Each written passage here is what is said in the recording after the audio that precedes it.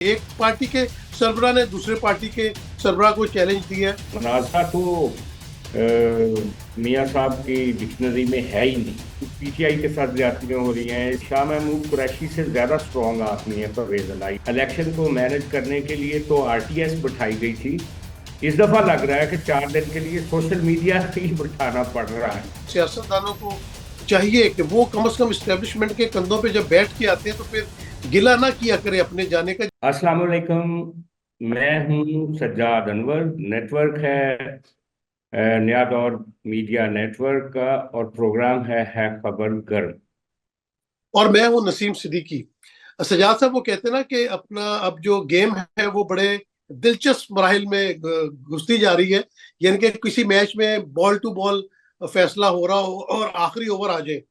एक तो बात तो तय है कि अब इलेक्शन तो होंगे, जो इलेक्शन ना होने की चहमे गोइयां थी मेरे ख्याल से अब वो खत्म हो जानी चाहिए, क्योंकि अब तो 2 हफ्ते इलेक्शन में रह गए हैं। पीपल्स पार्टी ने तो शुरू से ही जलसे शुरू कर दिए थे। हमने देखा था कि बिलावल भुट्टो जरदारी साहब पूरे मुल्क के अंदर जलसे कर रहे थे। अब शहबाज शरीफ साहब, नवाज शरीफ साहब, जिन पे तनकीद हो रही थी, अब वो भी आपको मुख्तलिफ जलसों में नजर आ रहे हैं, लोग आ रहे हैं। पीटीआई भी कहीं ना कहीं दाव मार के अपना जो है वो वर्कर्स कन्वेंशन कर लेती है। अच्छा, 2-3 चीजें बड़ी इंटरेस्टिंग वाली हैं, मैं चाहूंगा कि आप उनके ऊपर रोशनी डालें। एक तो बड़े मजेदार बात है कि चेयरमैन बिलावल भुट्टो जरदारी साहब ने डायरेक्ट ही नवाज शरीफ साहब को मनाजरे का चैलेंज दे दिया है। और नवाज शरीफ साहब भागते नजर आ रहे हैं, क्योंकि अभी मैं एक ट्वीट पढ़ रहा था शहबाज शरीफ साहब की। वो कह रहे थे कि आप नवाज शरीफ साहब को मनाजरे की दावत देने की बजाय अगर उनको आप सिंध का दौरा कराते, तो बात यह है कि आप भी तो वफाक में रह चुके हैं ना, और आपको भागना नहीं चाहिए। एक यंग लीडर ने, चेयरमैन ऑफ पार्टी ने, एक पार्टी के सरबराह ने दूसरे पार्टी के सरबराह को चैलेंज दिया है। आप तो जो अपना लंदन में रहते रहे हैं, और ये जो हमारे जितने भी इस किस्म के मुल्क हैं, यूके हो गया, कनाडा, अमेरिका, जब भी वहां पे इलेक्शन हो रहे होते हैं तो वहां पे मनाजरे होते हैं। तो मेरे ख्याल से नवाज शरीफ साहब को मनाजरा कर लेना चाहिए, कोई इसमें मुजायके वाली बात नहीं। दूसरा, जो इमरान खान साहब ने कॉल दी हुई है, कल संडे वाले दिन उन्होंने कहा है कि तमाम जो टिकट होल्डर्स है वो बाहर निकलें, रैलियां करें, एक जलसा जुलूस करें और एक इलेक्शन का माहौल बनाएं। और ये भी कहा जाता है कि अगर कोई ना निकला तो शायद उसका टिकट भी तब्दील किया जा सकता है। तो ये बड़ी इंटरेस्टिंग सूरत हाल एक बनती जा रही है आखिरी ओवर्स में आके। आप क्या कहेंगे? नसीम साहब, बात यह है कि पहली बात है कि आप कायदे मोहतरम जनाब मियाँ नवाज शरीफ साहब से चाहते हैं कि वो बिलावल भुट्टो का के साथ एक मनाजरा करें, तो कैसे पॉसिबल है भाई? हम तो इंटरव्यू उनको देते हैं बुला के, चंद ऐसे जो हम ख्याल सहाफी होते हैं उनको इंटरव्यू देते हैं। हमने तो जब वजीर आजम बने थे तो कोई 6 महीने प्रेस कॉन्फ्रेंस नहीं की थी कि इंटरनेशनल मीडिया को फेस कैसे करना है। हम जब ओबामा से मिलने के लिए जाते हैं तो हमारे हाथों में नोट्स होते हैं। तो हम कैसे एक लाइव मुनाजरे में बिलावल भुट्टो का सामना कर सकते हैं? ये तो आप कानों को हाथ लगाएं। और वो जो आसन इकबाल साहब ने कहा था कि वो मुनाजरा जो है वो बिलावल का इस कदर का काठ ही नहीं है कि वो मियाँ नवाज शरीफ से मुनाजरा कर सके। तो मनाजरे की क्या बात करते हैं? मनाजरा तो मियाँ साहब की डिक्शनरी में है ही नहीं। अच्छा, अब आगे बढ़ते हैं। और अब आपके जो मरब्बी या आप जिनके बारे में सोचते हैं कि उनके साथ ज्यादती हो रही है, इमरान खान साहब, मैं लिख कर दे सकता हूं आपको कि कल इतवार से जो मामला शुरू होने जा रहे हैं पूरे मुल्क में, ये 8 फरवरी तक यानी कि 9 मई का पार्ट 2 होंगे। नसीम सिद्दीकी साहब, ये आप लिख कर रख लें, क्योंकि इस बात में तो कोई शक नहीं है कि पीटीआई के साथ ज्यादतियां हो रही हैं। इस बात में तो कोई शक नहीं है कि उनके लोगों को रोका जा रहा है इलेक्शन लड़ने से। लेकिन ये जो कल का सुप्रीम कोर्ट का फैसला है, खासतौर पे परवेज इलाही साहब को इजाजत दी गई और सनम जावेद को इजाजत दी गई, उसके नतीजे में पीटीआई को एक रिलीफ भी मिला है। और मैं समझता हूँ मरियम साहबा की लाहौर में जो इंतखाबी फाइट है वो काफी सीरियस हो गई है सनम जावेद के आने के बाद। और परवेज इलाही के आने से आजाद उम्मीदवारों की उडारी की जो कहानियां कही जा रही थी वो भी रुक सकती हैं, क्योंकि वो मेकिंग शेपिंग का खिलाड़ी है।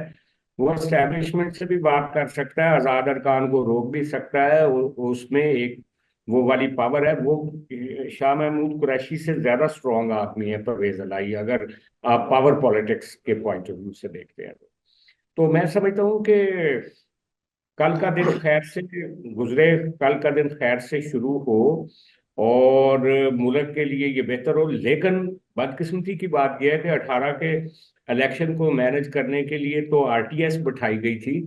इस दफा लग रहा है कि 4 दिन के लिए सोशल मीडिया ही बिठाना पड़ रहा है। मुझे जो खबरें आ रही हैं वो ये हैं कि 8 फरवरी से 2 दिन पहले और एक दिन बाद तक सोशल मीडिया को स्लो कर दिया जाएगा या शट डाउन कर दिया जाएगा। ये पाकिस्तान की तारीख में पहली बार होगा। आरटीएस को बैठाना भी एक बहुत बड़ी ज्यादती है। जो कुछ अब होने जा रहा है ये उससे भी बड़ी ज्यादती देखिए सजाद साहब, आपने बड़ी अच्छी बात की। अच्छा, आपने साफियों का जिक्र किया, तो अब मेरे ख्याल से बिलावल साहब को कहना चाहिए कि आप मरियम औरंगजेब और परवेज रशीद साहब को अपने साथ भले बिठा ले, मैं फिर भी मुनाजरा कर लूंगा। लेकिन ये जो साफियों का जिक्र आया और जिस तरह ये एफआईए ने साफियों को सुप्रीम कोर्ट के फैसले के ऊपर तनकीद करने के ऊपर नोटिस भिजवाए, ये इस मुल्क में हो क्या रहा है? मतलब अब इस मुल्क का कोई परसाने हाल नहीं है।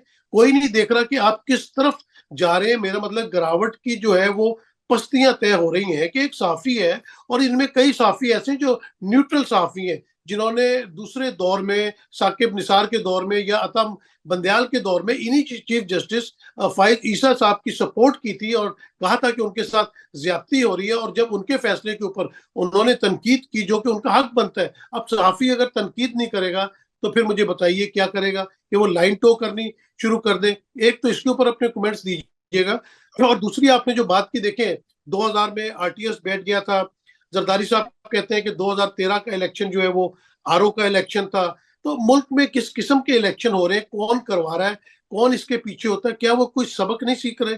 उनको सबक नहीं आ रहा कि 2013 में क्या किया, 2018 में क्या किया, 2024 में क्या करने जा रहे? मुल्क इससे तबाही की तरफ जा रहा है। सबको नजर आ रहा है कि मुल्क के क्या हालात है। बैरून मुल्क जो लोग बैठे हुए हैं, मेरी जिनसे मुलाकात होती है, मैं सजाद साहब आपको बताऊं कि वो गैर पाकिस्तानी होते हैं, अगर गोरे हैं, किसी और उनकी नेशनैलिटी है, उन्हें भी पाकिस्तान के हालात का पता है। और वो देखते हैं कि पाकिस्तान जो है ना वो पस्ती की तरफ जा रहा है। और हमें बड़ा दुख होता है ये बात सुन के, क्योंकि जब इन्वेस्टर्स पाकिस्तान ना जाएगा, असल तो चीज मईशत है। इन लोगों को नहीं समझ आ रही कि पाकिस्तान के अंदर स्टेबिलिटी लाई जाए। जब तक स्टेबिलिटी नहीं लाएंगे और ये तजुर्बे करते रहेंगे, पुलिस लोगों के घरों में घुस रही है, कैंडिडेट्स को पकड़ रही है, जिस मुल्क के अंदर फेयर एंड फ्री इलेक्शन नहीं होंगे, उस मुल्क में जमहूरियत कैसे आएगी?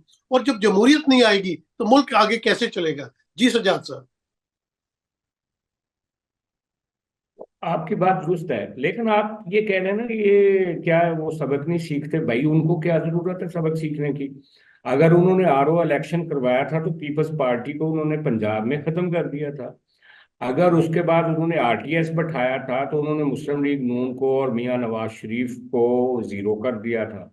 आज वो अगर सोशल मीडिया बंद कर रहे हैं तो वो आपके महबूब रहनुमा इमरान खान साहब को जेल में बंद किया हुआ है और उनको बता रहे हैं कि पाकिस्तान की पॉलिटिक्स क्या होती है, पावर पॉलिटिक्स क्या होती है। अब ये सियासतदानों के ऊपर है मुनहसर। खासतौर पे सेंट्रल पंजाब के जो सियासतदान है ना, इनका कीड़ा कुछ ज्यादा है। देखिए पीपल्स पार्टी को इधर से निकालते हैं, वो उधर जाके कहते हैं कि अच्छा ठीक है हम दोबारा आ जाएंगे। लेकिन मियां नवाज शरीफ साहब कहते हैं मुझे क्यों निकाला, क्यों निकाला, क्यों निकाला, वोट को इज्जत दो। फिर जब वो कहते हैं कि अच्छा तुसी आ जाओ वेलकम, वो रेड कारपेट लेंदे ने ते वो वापस आ जाते ने, सारे मुकदमे साफ हो जाने ने। आज ये मियां, आज इमरान खान साहब वही कहानी सुना रहे हैं। वो अभी तक एक डाइवोर्सी औरत की तरह ये भूलना ही नहीं चाह रहे हैं कि वो वजीर आजम अब नहीं रहे। वो जैसे डाइवोर्सी औरत नहीं होती, वो कहती मेरा मियाँ था, मेरे बच्चे थे, मेरा घर था, मुझे निकाल दिया, दूसरी बीवी आ गई, मैं बहुत जुल्म हुआ मेरे साथ। वही इमरान खान की कहानी। भाई इस मुल्क की रियलिटी को जब तक आप अंडरस्टैंड नहीं करते, आप पावर ब्रोकर्स की मदद से आते हैं। और जब पावर ब्रोकर आपको ठुड्डा मारते हैं तो फिर आपको अवाम याद आते हैं, कॉन्स्टिट्यूशन याद आता है, असूल याद आते हैं। और जब वो आपको शिशकारते हैं, आपके रास्ते में एक सुरख कालीन बिछाते हैं, फिर अवाम भी भूल जाते हैं, आइन भी भूल जाता है आपको, और आपको असूल भी भूल जाते हैं। फिर आप कहते हैं मियां नवाज शरीफ साहब की तरह कि भाई ये तो टिट फॉर टैट है। जब टिट फॉर टैट की ही एंड पे नतीजा निकालना है तो फिर जिनके पास ताकत है टिट फॉर टैट तो वही करेंगे ना, आप तो नहीं कर सकते। तो ये बेसिकली रियलिटी को समझने की जरूरत है। जब जरदारी साहब ये कहते हैं ना, वो मियां साहब ने कहा ना कि मुशर्रफ को मैंने लटकाना है फांसी पे, इसने आर्टिकल इस पे आर्टिकल 6 लगाना है। तो जरदारी साहब ने कहा मियां साहब जब आप आएंगे तो लगा लेना, मैं मेरे पास पंजाब का डोमिसाइल नहीं है, मैं ये काम नहीं कर सकता। और जब मियां साहब ने ये काम शुरू किया तो उन्होंने कान से पकड़ा और उसको निकाल दिया। आज इमरान खान साहब क्या कह रहे हैं जेल में अफसरों को, मैं आर्टिकल 6 लगा दूंगा, वो मैं छोड़ूंगा नहीं, मैं खड़ा हूं, मैं माफ नहीं करूंगा। लेकिन वो जब जरा सा जेल की खिड़की खोलेंगे और इनको शश्कारेंगे तो इनकी तो हंसी नहीं रुक रही थी। याद है जब राहील शरीफ ने इनको मुलाकात के लिए बुलाया था धरने के दौरान, तो जितने खुश थे ये, और इनको समझ नहीं थी कि यार ये किस तरीके से मुझे लेकर आ रहे हैं। और उस वक्त कहते थे इमरान खान साहब के भाई ये तो एस्टेब्लिशमेंट को पता होता है कि कौन करप्ट है, और इनके खिलाफ जो क्रैकडाउन हो रहा है वो इसलिए हो रहा है कि इन्होंने करप्शन किया है। तो आज इसको सोचना चाहिए इमरान खान को कि इसके खिलाफ क्रैकडाउन क्यों हो रहा है। तो अच्छा, बिल्कुल बेसिकली सजाद साहब, आपने दुरुस्त सिमत पे सारी बातें की हैं। मैं बिल्कुल आपसे एग्री करता हूं कि सियासतदानों को चाहिए कि वो कम से कम इस्टेब्लिशमेंट के कंधों पे जब बैठ के आते हैं तो फिर गिला ना किया करे अपने जाने का। जैसे आपने बीच में मियाँ का भी जिक्र किया, आपने कहा मुझे क्यों निकाला, तो मुझे लगा जैसे आप नवाज शरीफ साहब की तरफ इशारा करें, लेकिन मुझे फिर अंदाजा हुआ कि आप इमरान खान साहब की बात कर रहे हैं। देखें, नहीं नहीं, मुआवजा, मैं नवाज शरीफ की तरफ पहले इशारा कर रहा था कि उन्होंने भी कहा मुझे क्यों निकाला। तो हाँ, जब तो बात यह कि बिल्कुल अब आपकी वो बात कह ठीक रहे है। हैं। जी, हाँ हमारे पास जो सजाद साहब जो अवेलेबल अपना क्या कहते हैं मॉप है या लीडर हजरात है, हम उनकी ही बात कर सकते हैं और लेस इवल शायद कह सकते हैं। एक तो वो बिल्कुल अपना वो फेक न्यूज है जिसमें ये कहा गया था कि इमरान खान साहब ने कहा कि मैंने आर्टिकल 6 लगाऊंगा। हमारे साफी हजरात जितने भी कवर करने जाते हैं उन्होंने कहा ऐसा कोई लफ्ज इस्तेमाल नहीं किया था। दूसरा, आपने अगर इरशाद भट्टी साहब का वीलॉग सुना हो तो मुझे बड़ा इंटरेस्टिंग लगा। आपने जो बात की, बल्कि उस बात की तायद उन्होंने की कि हम सब वहां पे बैठे हुए थे और इतने में ब्लैक जैकेट पहने हुए, ब्लैक टी शर्ट और ग्रे कलर का उन्होंने पजामा पहना था, और बड़े उसी अंदाज में जिस तरह वो वजीर आजम चलता हुआ आता है उस तरह वो आ रहे थे। उनके आसपास जो है वो पुलिस वाले भी थे, गो के वो प्रोटोकॉल वाले नहीं थे इस दफा, वो उनकी हिफाजत पे मामूर थे या उनको लेके आ रहे थे। तो बात यह है कि बिल्कुल सियासतदानों को ये बात समझ जानी चाहिए, और जब तक सियासतदान इकट्ठे नहीं बैठेंगे ये मामला नहीं हल होंगे। मुझे याद है कि जब मुशर्रफ साहब का मार्शल लॉ लगा था और 90s में जिस तरह की पॉलिटिक्स पीपल्स पार्टी और नवाज शरीफ ने एक दूसरे के खिलाफ की थी, वहां से कुछ सबक सीखा था। और क्योंकि मैं लंदन में मौजूद था, मोहतरमा भी यहाँ पे एग्जाइल में आ गई थी, शहबाज शरीफ साहब, नवाज शरीफ साहब, यहाँ पे तो एक मेला लगता था रहमान मलिक के घर और एवन फील्ड नवाज शरीफ के घर के बाहर। तो इन्होंने मिलकर जो चार्टर ऑफ डेमोक्रेसी किया था वो एक बहुत अच्छा स्टेप था। और उसके कुछ समरात आपने देखे कि जब 2008 में पीपल्स पार्टी की गवर्नमेंट आई तो कुछ चीजें आपको नजर आई। गो के नवाज शरीफ साहब मेमो गेट में काला कोट पहन के चले गए, वही ना सियासतदान बाज नहीं आता दगा देने से। फिर जरदारी साहब ने एक मुआहदे के बारे में कहा कि ये कुरानी आयात तो नहीं है, मुआहदे था ना वो, मेरे ख्याल से चीफ जस्टिस इफ्तिखार साहब के बारे में जो हुआ था। तो बात यह है कि वो बहुत अच्छा मुआहदा था चार्टर ऑफ डेमोक्रेसी, और उस पर अमल करते हुए काफी हद तक पीपल्स पार्टी ने और नवाज शरीफ नून लीग ने बेहतर परफॉर्मेंस की। 18वीं तरमीम आ गई, कुछ और चीजें ऐसी आई जिससे उनकी यकजहती नजर आई। लेकिन अब फिर स्प्लिट बहुत ज्यादा हो गया, पीपल्स पार्टी बड़े तीर अंदाजी कर रही है नून लीग पे, नून लीग भी दबे दबे अल्फाज में पीपल्स पार्टी के खिलाफ बोल रही। चलो, इलेक्शन का माहौल है, इस किस्म का ये बातें कर लेनी चाहिए। लेकिन मेरे ख्याल से इमरान खान को, पीटीआई को सोचना चाहिए कि जब तक वो जमहूरी कुव्वतों के साथ मिल के मामला नहीं करेंगे तो स्टैब्लिशमेंट इसी तरह इनको डिवाइड एंड रूल वाले फॉर्मूले पे अमल करती हुई इन सबको रगेदती रहेगी। परसों जरदारी की बारी थी, कल नवाज शरीफ की बारी थी, आज इमरान की बारी है, कल फिर नवाज शरीफ की बारी आ जाएगी, परसों फिर जरदारी की बारी आ जाएगी। तो इन सबको ये जो जुल्मो सितम पीटीआई के ऊपर हो रहा है, इसको देख के खुश नहीं होना चाहिए, हंसना नहीं चाहिए, मुस्कुराना नहीं चाहिए, इनको सबक सीखना चाहिए। क्या कहेंगे आप? बिल्कुल ठीक कह रहे हैं आप, लेकिन बंदा, आपने उस दिन भी कहा था कि बंदा अपनी आजमाइश से सीखता है।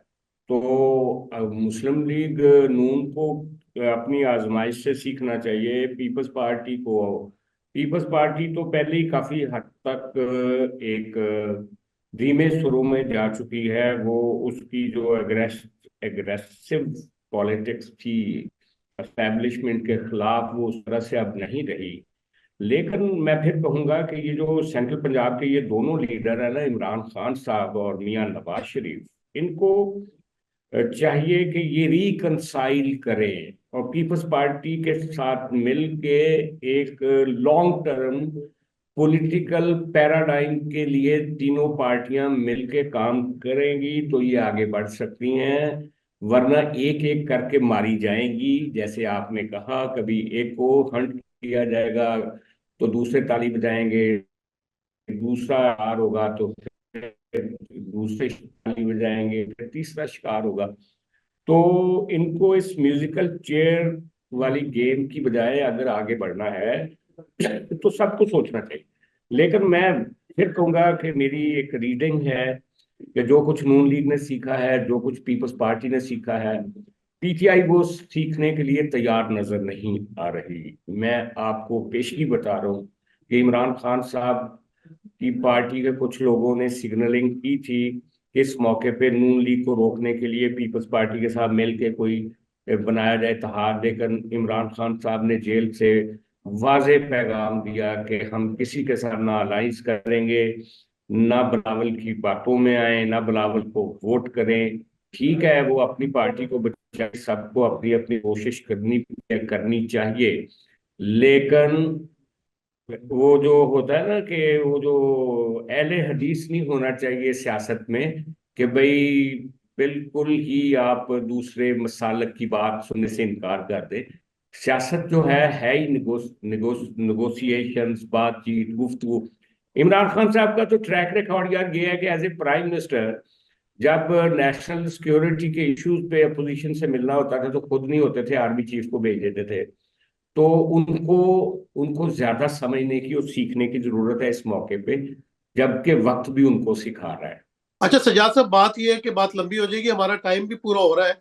जो मुल्क के हालात चल रहे हैं, इसमें सबको, स्टेक होल्डर्स को बैठ कर सोचना पड़ेगा। हम सियासतदानों के ऊपर तो बहुत ज्यादा बात करते हैं, लेकिन रोल तो एस्टेब्लिशमेंट का भी सबके सामने नजर आ रहा है। और कुछ मेरे ख्याल से इस वक्त अवाम के साथ बहुत ज्यादती हो रही है। उनको कम अज कम 5 साल में उनको जो हक राहदही मिलता है, उनको आजादाना तौर पे इस्तेमाल करना देना चाहिए। वोट की इज्जत करनी चाहिए। जिसको वोट डाला जाए उसी का वोट निकले भी। ये ना हो कि आप डब्बे भर के और फिर किसी को इस मुल्क के ऊपर मुसल्लत कर दें, तो पाकिस्तान फिर जो है मुआशी तौर पे नीचे जाना शुरू कर देगा। आज के प्रोग्राम का टाइम खत्म हुआ। इंशाल्लाह अगले हफ्ते दोबारा मुलाकात होगी। अल्लाह हाफिज।